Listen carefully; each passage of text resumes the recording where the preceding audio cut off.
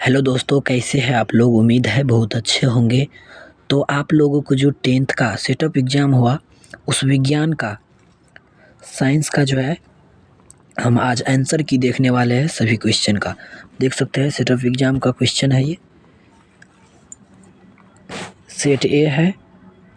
चलिए, सेट ए हो और जो भी अलग अलग सेट हो, सब का आंसर जो है इसमें आपको मिल सकता है। चलिए क्वेश्चन पे हम चलते हैं। तो एक नंबर का क्वेश्चन है। एक नंबर का क्वेश्चन, निम्नलिखित में से किस निम्न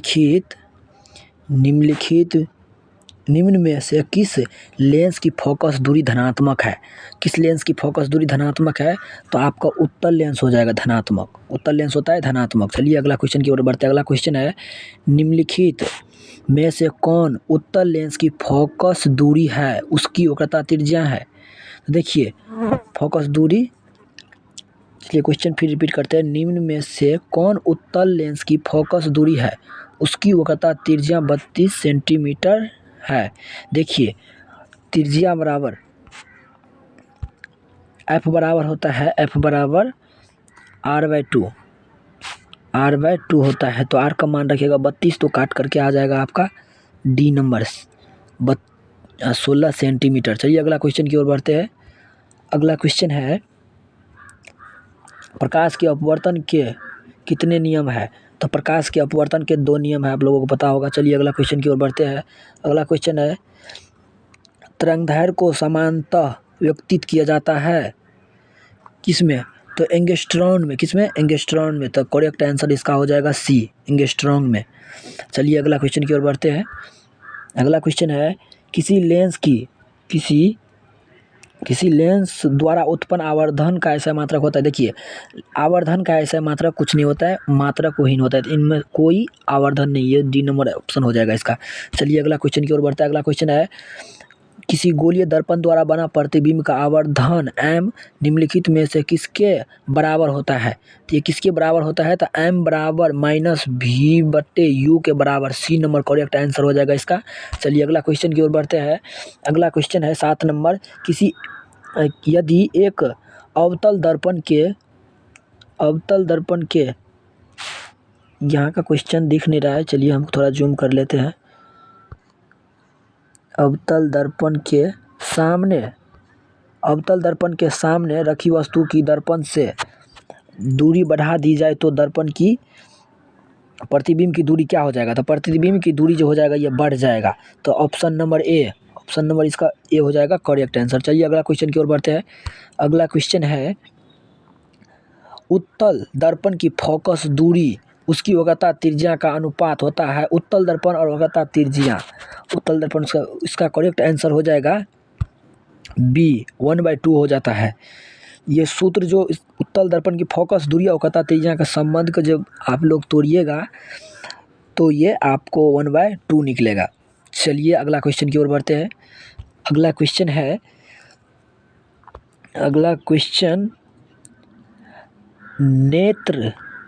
नेत्र लेंस की त्रिज्या कम हो जाने से कौन सा दृष्टि दोष होता है। देखिए जब नेत्र लेंस का त्रिज्या कम हो जाता है तो निकट दृष्टि दोष होता है। तो इसका ऑप्शन हो जाएगा सी नंबर। चलिए अगला क्वेश्चन देख लेते हैं। कांच के अवतल लेंस की वायु में शक्ति होती है, तो ये होता है ऋणात्मक होता है। तो आप लोग ऑप्शन बी नंबर सही कर लीजिएगा, ऑप्शन बी। चलिए अगला क्वेश्चन की ओर बढ़ता है। ए मीटर से निम्नलिखित में से किसे मापा जाता है। ए मीटर से जो है ना, ए मीटर से निम्नलिखित में से किसे मापा जाता है। तो याद रखिएगा ए मीटर से जो है ए मीटर से धारा को मापते हैं। तो इसका डी नंबर हो जाएगा करेक्ट आंसर। चलिए अगला क्वेश्चन की ओर बढ़ते हैं। अगला क्वेश्चन है 11 क्वेश्चन नंबर का क्वेश्चन हो गया। अगला क्वेश्चन जब देखते हैं कि उपकरण जो विद्युत ऊर्जा को यांत्रिक ऊर्जा में बदलता है कहलाता है। यांत्रिक ऊर्जा को विद्युत ऊर्जा में बदलता है, उसको क्या कहते हैं? तो उसको कहते हैं विद्युत मोटर। क्या कहते हैं? विद्युत मोटर। याद रखिएगा। अगला क्वेश्चन की ओर बढ़ते हैं। अगला क्वेश्चन है 13 नंबर का क्वेश्चन है कि श्रेणी क्रम से जुड़े हुए प्रतिरोधों का R1 R2 समतुल्य प्रतिरोध बराबर होता है। देखिए श्रेणी क्रम में बोल रहे हैं ना, श्रेणी क्रम में था R1 + R2 हो जाएगा, सी नंबर इसका करेक्ट आंसर। चलिए अगला क्वेश्चन की ओर बढ़ते हैं। अनवीकरणीय ऊर्जा का स्रोत है, अनवीकरणीय ऊर्जा का स्रोत क्या है, तो कोयला से प्राप्त होता है। अनवीकरण ऊर्जा जो है कोयला से प्राप्त होता है, जो कि समाप्त हो जाता है तो पुनः उसको उपयोग में नहीं लाया जा सकता है। चलिए अगला क्वेश्चन की ओर बढ़ते हैं। अगला क्वेश्चन है किलोवाट घंटा किसका मात्रक होता है, किलोवाट घंटा किसका मात्रक होता है, तो किलोवाट घंटा मात्रक होता है विद्युत ऊर्जा का, तो इसका ऑप्शन हो जाएगा बी नंबर, विद्युत ऊर्जा। चलिए अगला क्वेश्चन की ओर देखते हैं। निम्नलिखित में कौन वर्ण विक्षेपण प्रदर्शित करता है, देखिए वर्ण विक्षेपण जो है प्रिज्म करता है, तो ऑप्शन हो जाएगा इसका डी नंबर, ऑप्शन डी। चलिए अगला क्वेश्चन की ओर बढ़ता है। नरोरा परमाणु शक्ति केंद्र किस राज्य में है, देखिए नरोरा परमाणु केंद्र जो है उत्तर प्रदेश में है, तो ऑप्शन ए नंबर हो जाएगा इसका, ऑप्शन ए। चलिए अगला क्वेश्चन की ओर बढ़ते हैं। अगला क्वेश्चन है, अगला क्वेश्चन कि पवन विद्युत जनरेटर में कुंडली को मापने का काम मूलतः करती है, तो ये कुंडली का मापने का काम जो करता है वो गतिमान हवा करता है, तो इसका ऑप्शन हो जाएगा बी नंबर, गतिमान हवा। चलिए अगला क्वेश्चन की ओर बढ़ते हैं। अगला क्वेश्चन है कि वर्ण विक्षेपण संभव है, वर्ण विक्षेपण किस में संभव है, तो ये असंभव है बोल रहे हैं ना, सॉरी असंभव है। तो वर्ण विक्षेपण देखिए निर्वात में, कांच में, जल में, ये तीनों में संभव होगा, और किस में नहीं होगा, फाइबर में नहीं होगा, तो इसका ऑप्शन हो जाएगा सी नंबर। चलिए अगला क्वेश्चन की ओर बढ़ते हैं। अगला क्वेश्चन है 100 वाट 200 वोल्ट अनुमत बल को 100 वोल्ट आपूर्ति से जोड़ने पर धारा होगी, तो ये धारा जो हो जाएगा 1.5 एम्पियर का होगा, 1.5 एम्पियर का, option number C, option number C. चलिए अगला क्वेश्चन की ओर बढ़ते हैं। अगला क्वेश्चन, एक वस्तु की नेत्र से दूरी बढ़ा देने से रेटिना पर बना प्रतिबिंब कैसा होगा, तो वो जो है देखिए दूरी जब भी बढ़ाइएगा तो वो वस्तु से छोटा हो जाएगा, तो ये हो जाएगा ए नंबर, ऑप्शन हो जाएगा इसका करेक्ट, जो ऑप्शन हो जाएगा ए नंबर हो जाएगा, ए नंबर। चलिए अगला क्वेश्चन की ओर बढ़ते हैं। अगला क्वेश्चन है विद्युत चुंबक प्रेरणा की खोज किसने किया था, तो आप लोगों को पता होगा विद्युत चुंबकीय प्रेरणा का खोज जो है फ्राइडे ने किया था, ऑप्शन नंबर ए, ऑप्शन नंबर ए। अगला क्वेश्चन है निम्न में कौन सा कथन सत्य है, तो आप सबको पता होगा जूल बराबर होता है कौलम गुना वोल्ट, डी नंबर इसका सही हो जाएगा। चलिए अगला क्वेश्चन 24 नंबर, प्रतिरोध का ऐसा मात्रक क्या होता है, प्रतिरोध का ऐसा मात्रक कूलम होता है। चलिए अगला क्वेश्चन, वोल्ट बराबर क्या होता है, आप सबको पता होगा कि वोल्ट बराबर जो होता है, चलिए एक मिनट, वोल्ट बराबर होता है जूल बटा कूलम, तो ए नंबर इसका ऑप्शन सही हो जाएगा। चलिए अगला क्वेश्चन देख लेते हैं। अगला क्वेश्चन है बेंजीन का संरचना सूत्र होता है, बेंजीन का संरचना सूत्र क्या होता है, बेंजीन का C6H6 होता है, option number C, option number C. Stainless steel को लोहा एवं कार्बन के अलावे अन्य तत्व कौन है, तो देखिए स्टेनलेस स्टील में जो है लोहा के अलावा जो है निकेल और क्रोमियम, ये इसके अगल बगल का तत्व है, इसीलिए इसमें गुण होता है लोहा वाला, तो option B number, option B number. चलिए अगला क्वेश्चन है सोडियम के परमाणु की बाह्यतम कक्षा में कितने इलेक्ट्रॉन है, आप सबको पता होगा कि सोडियम जो है Na संकेत होता है और परमाणु संख्या 11 होता है, परमाणु संख्या 11, तो इसका 2 8 1 2 8 10 हो गया, एक बारी कक्षा में एक, इस ऑप्शन हो जाएगा ए, ऑप्शन ए। हाइड्रोजन के दो परमाणु के बीच कितनी आबंध होता है, पता होगा आप लोगों का, हाइड्रोजन के बीच जो बंधन बनता है एकल बंधन बनता है, तो इसका option number A, option number A. चलिए अगला क्वेश्चन, ग्लूकोज के एक अणु में ऑक्सीजन के कितने परमाणु होते हैं, ग्लूकोज के एक अणु में C6H12O6 होता है, तो इसका O कितना होता है 6, तो बी नंबर ऑप्शन हो जाएगा। चलिए अगला क्वेश्चन 31 नंबर, तांबा की परमाणु संख्या कितना होता है, तांबा का परमाणु संख्या जो होता है वो 29 होता है, तो ऑप्शन नंबर सी। इथेन के एक अणु में कितने सह संयोजक बंधन होता है, तो 7 होता है, option number C, option number A. चलिए अगला क्वेश्चन, अम्लराज विलयन में किस अनुपात में सांद्र हाइड्रोक्लोरिक अम्ल एवं सांद्र नाइट्रिक अम्ल होता है, तो उसका अनुपात जो होता है, इसका क्वेश्चन का आंसर आप लोग कमेंट में बताइएगा। चलिए अगला क्वेश्चन, आधुनिक आवर्त सारणी में कितने ऊर्ध्वाधर स्तंभ है, तो आप सबको पता होगा आधुनिक आवर्त सारणी में जो स्तंभ क्या पूछ रहा है, ऊर्ध्वाधर स्तंभ। ऊर्ध्वाधर मतलब होता है खड़ा, तो खड़ा वाला कितना पंक्ति रहता है, तो 18, ये हो जाएगा समूह की संख्या 18। चलिए अगला क्वेश्चन है सोडियम बाइकार्बोनेट और टार्टरिक अम्ल का मिश्रण क्या कहलाता है। सोडियम और टार्टरिक अम्ल का मिश्रण जो कहलाता है, इस क्वेश्चन का भी आप लोग आंसर कमेंट में बताइएगा। देखते हैं कि कितना बच्चे बता पाते हैं। चलिए अगला क्वेश्चन की ओर बढ़ते हैं। आहासित भूमित जल का पुनः प्रतिकूलन निम्नलिखित में से किससे होता है। आहासित भूमिगत जल का पुनः परिपूर्ण निम्नलिखित में से किसके द्वारा होता है। देखिए इसका जो है होगा तालाब के जल से, नदी के जल से, वर्षा के जल से। तो ये देखिए वर्षा के जल से होता है, क्योंकि वर्षा के जल जब जमीन पे होता है तब इसका बी नंबर ऑप्शन हो जाएगा। चलिए अगला क्वेश्चन की ओर बढ़ते हैं। निम्नलिखित संकेत द्वारा व्यक्तित तत्वों में कौन सा धातु है। तो देखिए ब्राउन हो जाएगा इसका बी नंबर मारिए, बी नंबर। निम्न में से किस तत्व को न्यूट्रॉन की संख्या शून्य होता है। न्यूट्रॉन का संख्या जो शून्य होता है वो हाइड्रोजन में होता है, तो ऑप्शन नंबर सी। चलिए अगला क्वेश्चन की ओर बढ़ते हैं। अगला क्वेश्चन है वैसा यौगिक जिनकी अनुसूत्र समान किंतु संरचना सूत्र भिन्न होता है कहलाते हैं, वो क्या कहलाता है, समायवी कहलाते हैं। ए नंबर ऑप्शन हो जाएगा।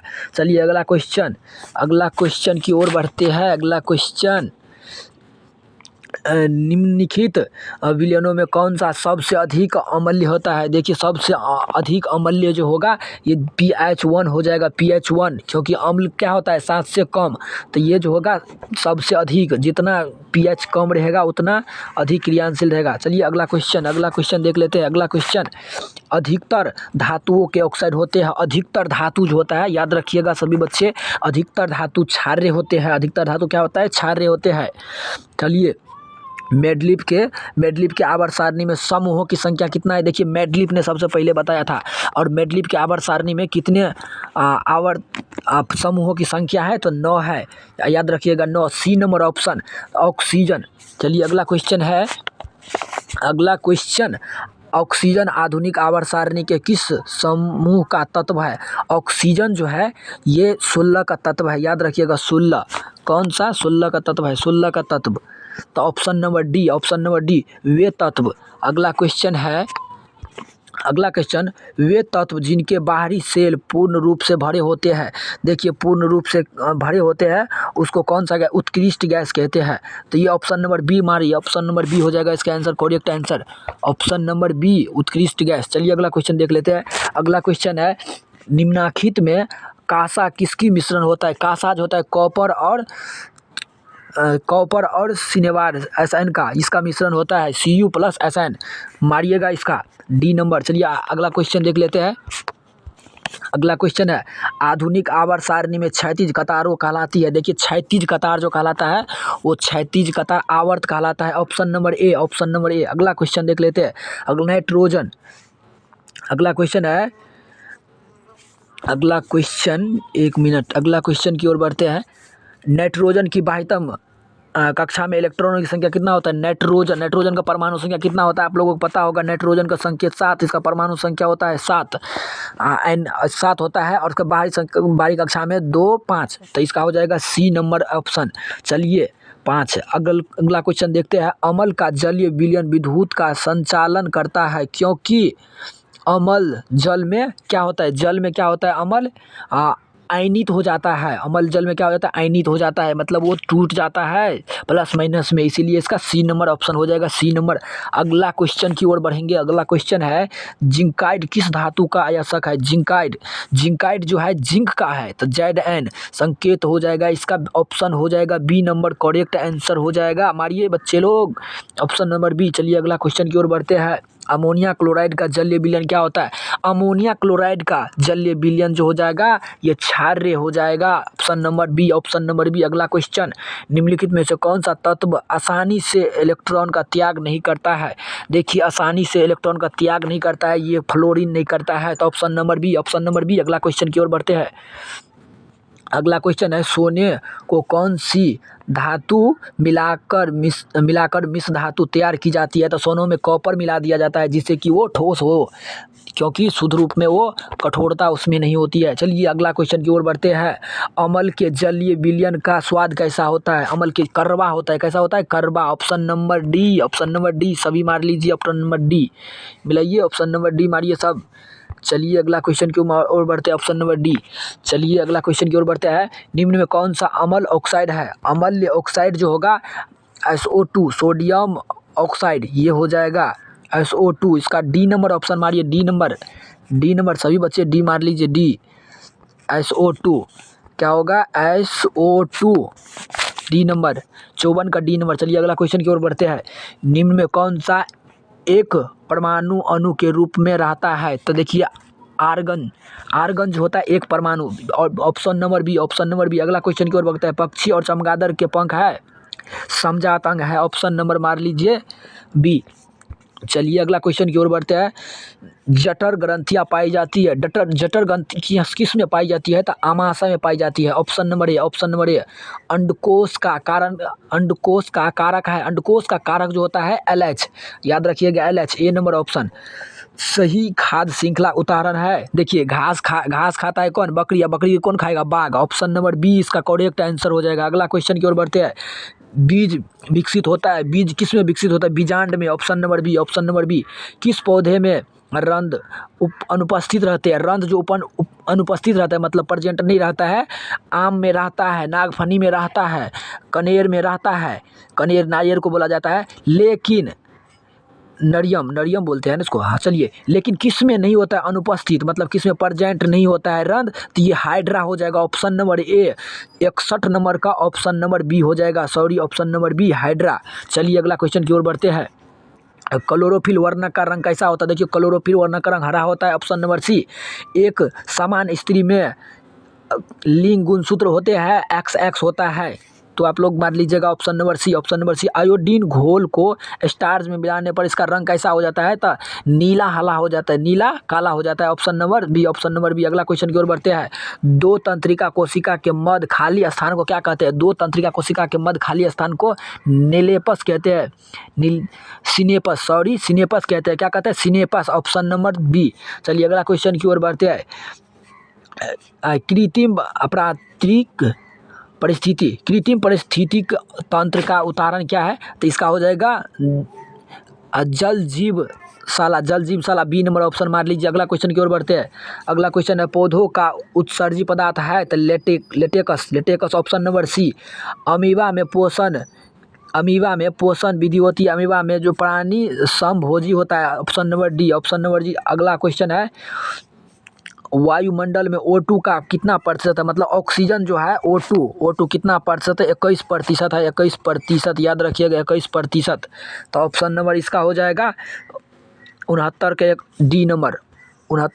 अगला क्वेश्चन की ओर बढ़ते हैं। अगला क्वेश्चन है, जब C6 मतलब ये अभिक्रिया है, सूर्य के प्रकाश के अभिक्रिया है, जो क्लोरोफिल जब सूर्य के प्रकाश के जब पदार्थ जो है पेड़ पौधा जब भोजन बनाता है तो प्रकाश संश्लेषण की अभिक्रिया जो होता है, तो उसी को यहाँ पे ऑप्शन दिया है, वियोजन, संयोजन, एकल। तो ये प्रकाश संश्लेषण का अभिक्रिया है, इसीलिए क्या हो जाएगा? प्रकाश संश्लेषण अभिक्रिया, ऑप्शन नंबर जी।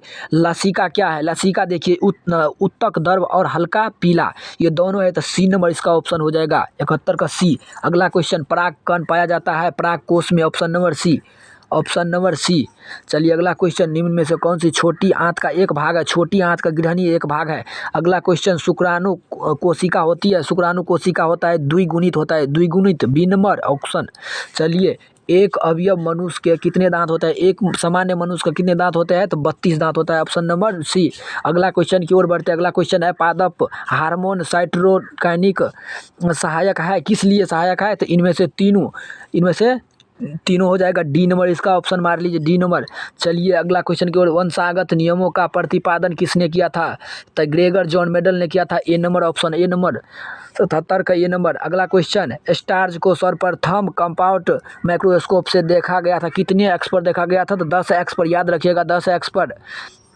अगला क्वेश्चन, तिलचट्टा में कितने जोड़े श्वास रंध्र पाए जाते हैं? देखिए तिलचट्टा में 10 जोड़े पाए जाता है, तो याद रखिएगा 10 जोड़े। अगला क्वेश्चन की ओर बढ़ते हैं। सभी जीव जंतु के लिए ऊर्जा का अंतिम स्रोत क्या है? सूर्य है। तो ये इस तरह से हम 80 का 80 क्वेश्चन का आंसर जो है करेक्ट करवा दिए। और जो भी क्वेश्चन 1-2 छूट गया था उसका कमेंट में आप लोग आंसर बताइए। और ये वीडियो कैसा लगा अपने दोस्तों के पास शेयर कीजिए। जय हिंद, जय भारत।